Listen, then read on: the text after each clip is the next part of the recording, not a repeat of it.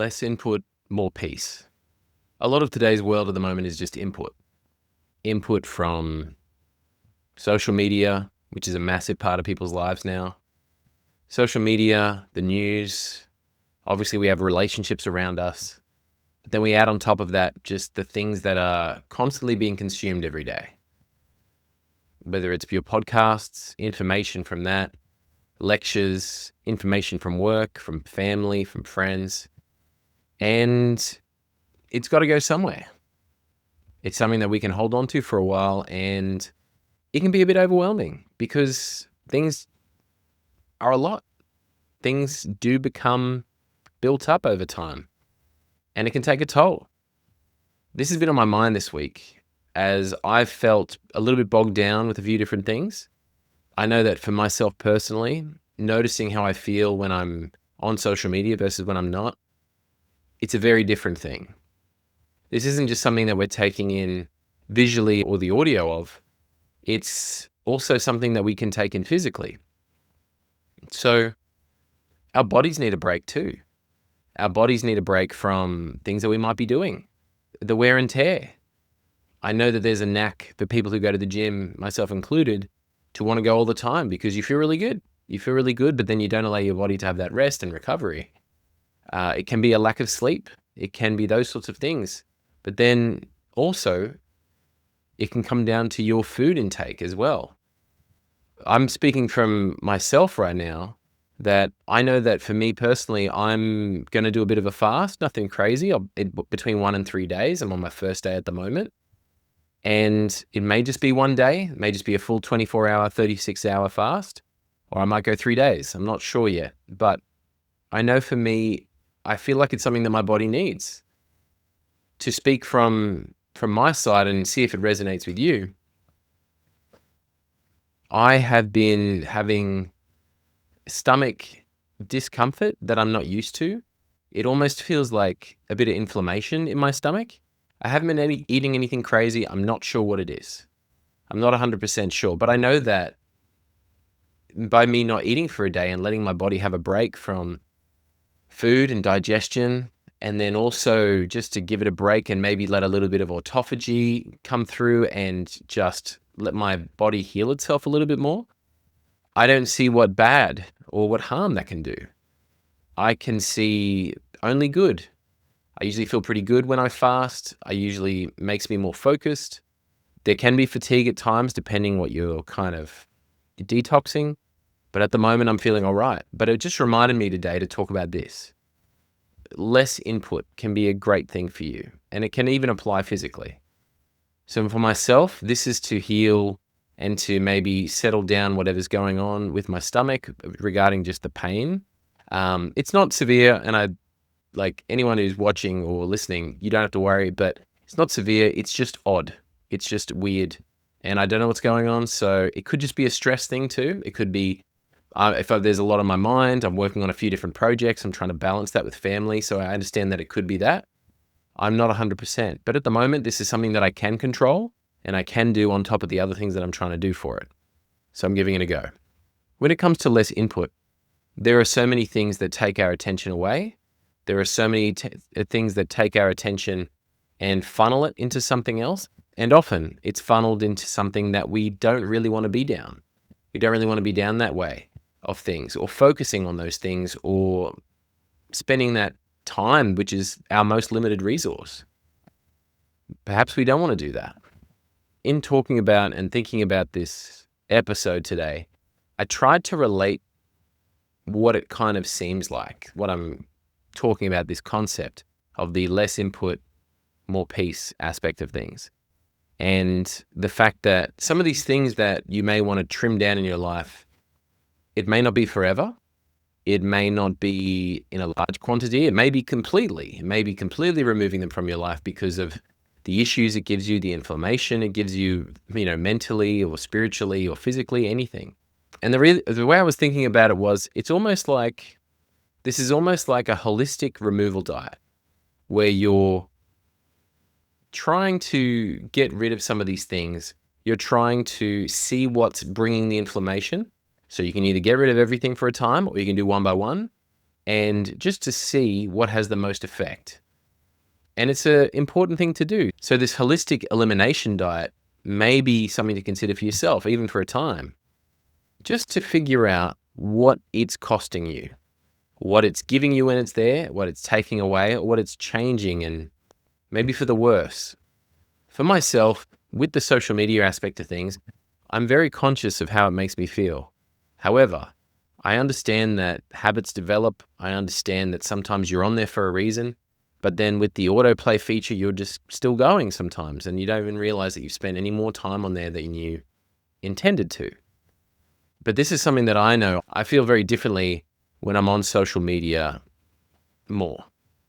I know that for me, I can feel quite bogged down, quite heavy, like a weight is put on sometimes, and that's not a great feeling. And the other thing that can happen, depending on what you're consuming, and again, it depends on what. If you're spending time on things that, sure, my excuse is that they keep me up to date, they keep me informed.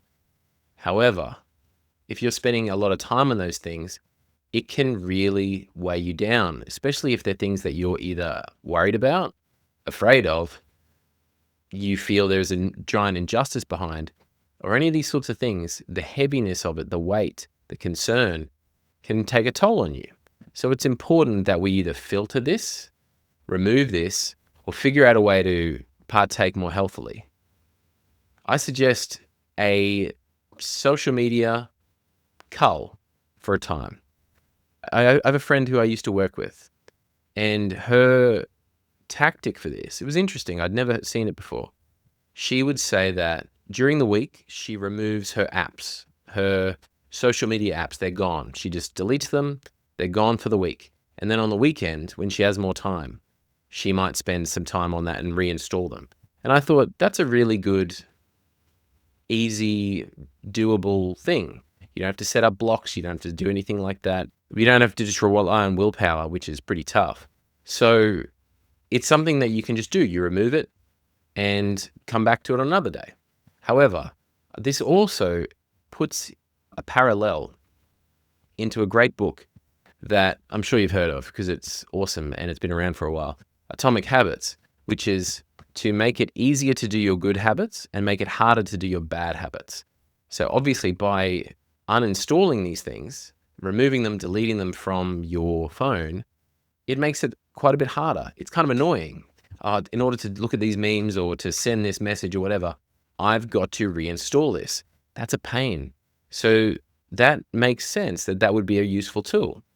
So where could you do that in your life? For myself, I've noticed that the sheer noise, the amount of noise, can be a thing that clouds me sometimes. And it could be doing it for you as well, because this was more of a subtle one for me. I figured it might be the amount of music, it might be listening to podcasts and absorbing new information, so you're kind of passively learning. But then also we homeschool, we've got 5 kids, so the house can be loud. You're learning new things at work. I'm building a couple of things at the moment that requiring a lot of energy and concentration. And I realize that just having nothing going on is quite therapeutic. So lately, and probably for the last year or two, I will commonly just drive with no music, no podcast, no anything, and just listen to the road and nothing else. I can pray, I can talk things out, get things clear in my mind.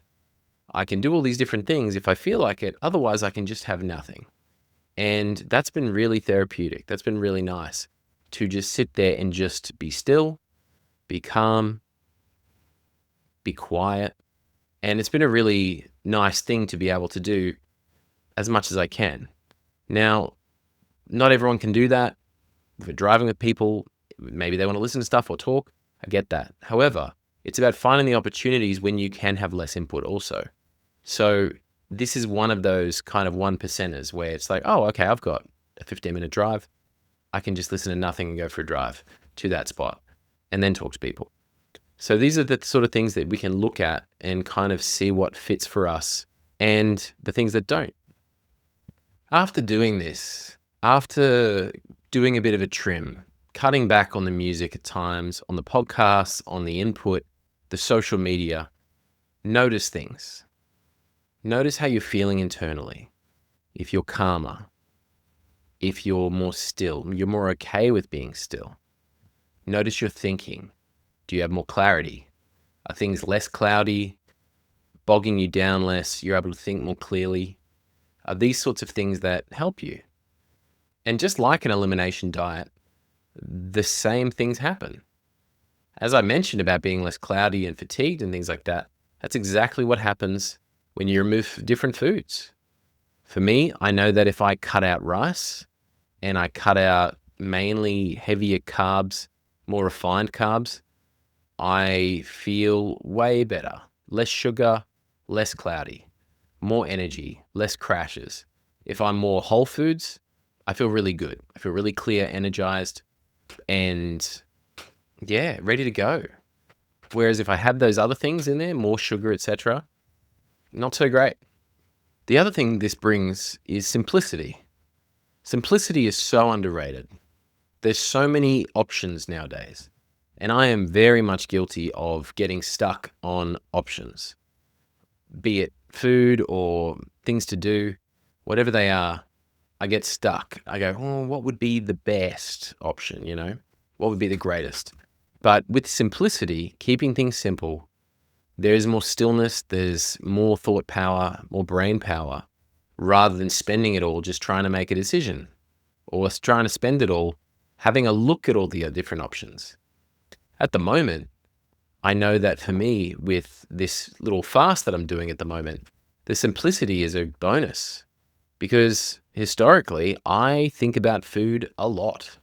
Food is awesome. I am very passionate about food and about enjoying my meals as much as possible. So anyway, with that, the simplicity though is really helpful. Right now, I don't have to think about food.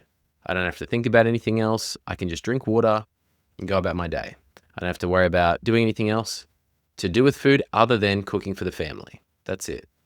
So the simplicity of doing one of these holistic elimination diets is a giant perk. It's a massive perk because otherwise it's taking so much of your time and energy away and your focus away on just the options and just the intricacies of things. When you really ask yourself, what are the parts of life that you do need to trim down for this simplicity, for this peace, for the less input?